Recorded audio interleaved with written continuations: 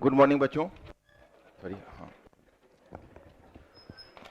तो कल revision work किया था आप लोगों ने। एक क्वेश्चन है, जर्मनी का चांसलर बिस्मार्क एक नया मेटरनिक बन चुका था, इसके कथन पर टिप्पणी कीजिए। टिप्पणी कर पाए थे? कोई प्रॉब्लम तो नहीं हुआ था? बहुत लोग तो नहीं दे रहे होगे टेस्ट। क्या इसको लिखो, लिखना शुरू करो। अब तो तुम लोग पारंगत हो गए, अब क्या दिक्कत है? कितना आसान है, वर्ल्ड हिस्ट्री देख रहे हो। अब आज देखो, पेरिस पीस कॉन्फ्रेंस में तुमको क्लास में ही याद करवा देता हूं। तो पहले कल हम लोगों ने फर्स्ट वर्ल्ड वॉर में सारे कारण तो कवर कर लिए थे। एक दो चीजें मैं कवर करना चाहूंगा। तुम लोगों ने बुकलेट में पढ़ा होगा, क्या इस युद्ध को टाला जा सकता था? पढ़ा था क्या? नहीं। हाँ, तो क्या लगा कि देखो, वैसे ह्यूमैनिटीज पेपर है, आप जानते हो कि ह्यूमैनिटीज में हम दोनों तरफ जा सकते हैं।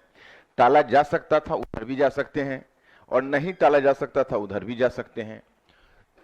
तो हम दोनों तरफ जा सकते हैं, हमारे पास दोनों विकल्प खुले हुए हैं। लेकिन नहीं टाला जा सकता था, ये थोड़ा सा सरल पड़ता है, और सॉरी, और टाला जा सकता था, ये थोड़ा कठिन पड़ता है।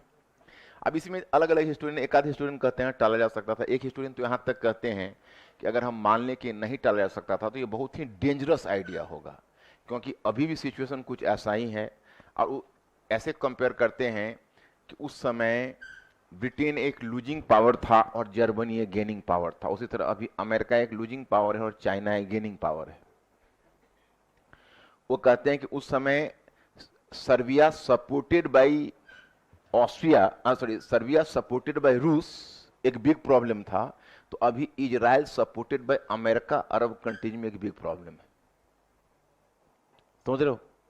तो उनका ये कहना है कि ये तो बड़ा डेंजरस आइडिया होगा, हम कहेंगे नहीं टाला जा सकता। मतलब आज भी हम वर्ल्ड को बढ़ने दें, टालने की उम्मीद तो हमें, शायद उनका भी अपना आर्गुमेंट है, लेकिन हमने यहां पर दिया कि नहीं टाला जा सकता था। नॉर्मली ऐसा नहीं था कि हम उस विचार से अवगत नहीं थे, लेकिन मुझे लगा कि स्टूडेंट्स के लिए बड़ा वो हेवी पड़ जाएगा,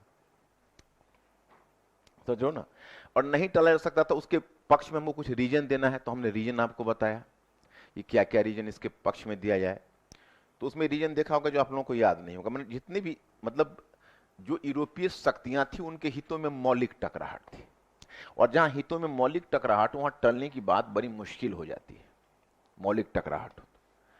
अब उसी में मैंने दिया कि किसका क्या हित था। तो ब्रिटेन के लिए प्रथम बेयुद्ध शक्ति संतुलन बनाए रखने का साधन था। फ्रांस के लिए विश्व युद्ध मतलब जर्मनी के दबाव से मुक्त होकर पुनः शक्ति का दर्जा प्राप्त करने का, या फिर एक बार महत्वपूर्ण शक्ति के रूप में अपने आप को स्थापित करने का हताश प्रयास था। क्या इटली के लिए, जर्मनी के लिए प्रथम विश्व युद्ध बाजार प्राप्त करने का साधन था।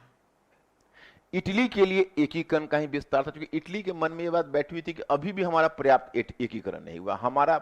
हम एक राष्ट्र के रूप में तब संगठित होंगे जब हमको हमारा एडियाटिक क्षेत्र में विस्तार होगा। एडियाटिक के जैसे यूनान को तुम लोग इटली को देख ही रहे हो ना, तो इटली के जस्ट पूरब में आप देखोगे एडियाटिक रीजन है, एडियाटिक सागर, और यूनान है। हाँ, तो एडियाटिक क्षेत्र में उसका विस्तार संभव था। तो इटली के लिए था। अब कौन बचता है? हो ही गया है। हाँ, रूस के लिए बाल्कन क्षेत्र में अपनी विश्वसनीयता बनाए रखने का साधन था। याद रहेगा या भूल जाओगे? क्लियर? अब दूसरा प्रश्न उससे जुड़ा हुआ है, क्या इस विश्व युद्ध के लिए जर्मनी ही उत्तरदायी था? क्या लगता है तुम?